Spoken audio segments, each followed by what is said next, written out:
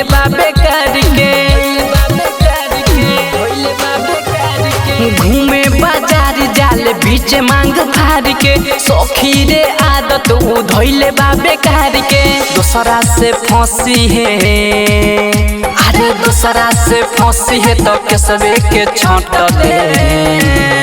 हई अगरा के डगरा से भातार के फटक देम अगरा के डगरा से भातार के फटक देम अगरा के डगरा से भातार के फटक देम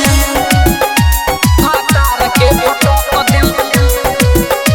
भातार के फटक देम हई अगरा के डगरा से भातार के फटक देम इन्ने ओने जाके माजा जे उठाई उनकर ओरहन घर ले आई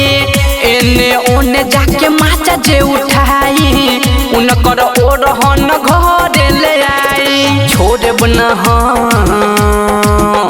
अरे छोड़े बना हम बरतन जस पटक दे हई अगरा के डगरा से भातार के फटक देम अगरा के डगरा से भातार के फटक देम अगरा के डगरा से भातार के फटक देम भातार के फटक देम भातार के फटक देम म्यूजिक बाय से भातार के फटक देम संजय शराबी पिया लागल बिगहरे